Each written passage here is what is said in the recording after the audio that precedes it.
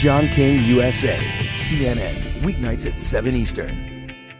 I want you to help me understand, when you're listening to Thad Allen today, this, of course, is what they have put in place. And as we've seen some of the pictures, and the control room should feel free to put them up over me if necessary, we've seen some of the flow of oil stop out of the middle. BP says that is part of the beginning. They say officially not the start of the integrity test, but they are getting to that point. They will shut down the oil there. I'm going to use different colors here if I can. Then they will shut down the oil from these other valves. And ultimately, they will shut down the oil from all the valves in this new cap they have put on. But one of the concerns, Bill, that the government scientists raised, that when they do that, the goal is to build up the pressure and stop it. They're worried first some could come out down here with a seal where this new cap was placed on, where the old BOP is. Some pressure could come out there. That's one concern. But the bigger concern, I was told today by people involved in this, is this, that if you cap it here, the pressure comes back down, and that you'll get down here at the base of the well. This is the old well, essentially, that down here, right along the seabed floor,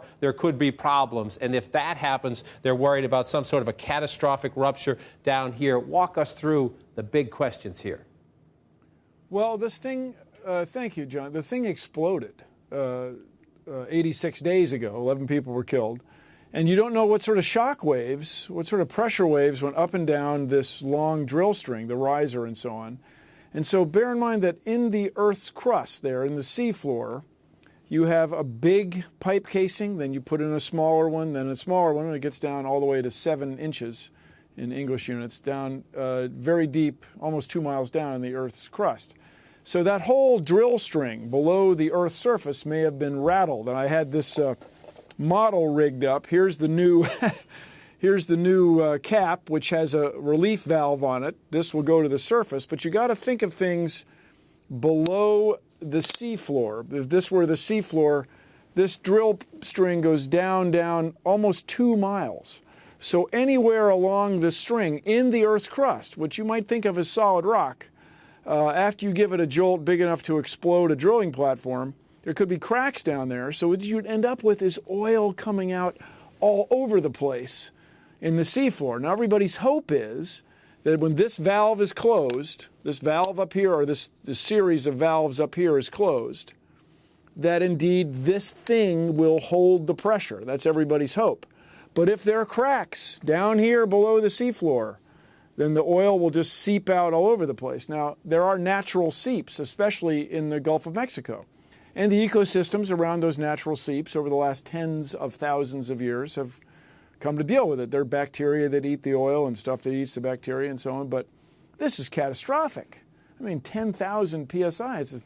It's 600 atmospheres of pressure. It's just could be a big mess. So the main information that we can get is, as we close the valves, what happens to the pressure in the cap, what happens to the pressure at the bottom of the cap, the top of the cap, all the places where oil is coming out. You can use the pressure to infer how good the seal is. Have you ever tried to pump up a tire that already has a hole in it, like a bicycle tire?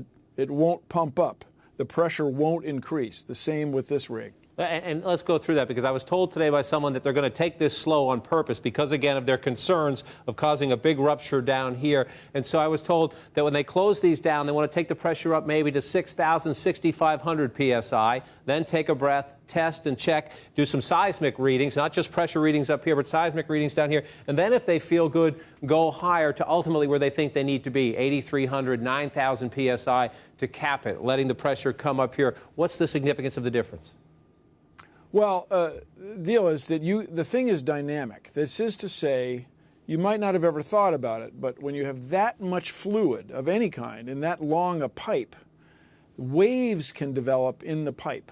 If you were to close those valves suddenly, to slam them shut, it's possible, I'm not saying this would happen, it's possible you'd develop a pressure wave which could constructively interfere with itself and get a resonance, like hitting a tuning fork, and you'd make any crack that you have, any leak that you have, worse.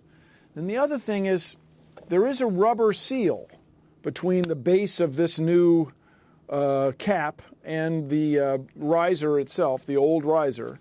And if that rubber seal doesn't seat, if you shake it loose with a sudden pressure jolt, it'll be very hard to get it back on there. So everybody's trying to go slowly.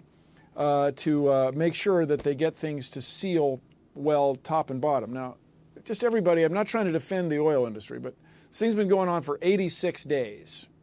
So to take a few extra hours or a few extra, a day and a half, say, to make sure they close this carefully, with all things considered, is really probably the way to go. Appreciate that perspective from Bill Nye. And Bill will keep in touch over the next 48 hours as they go through this operation.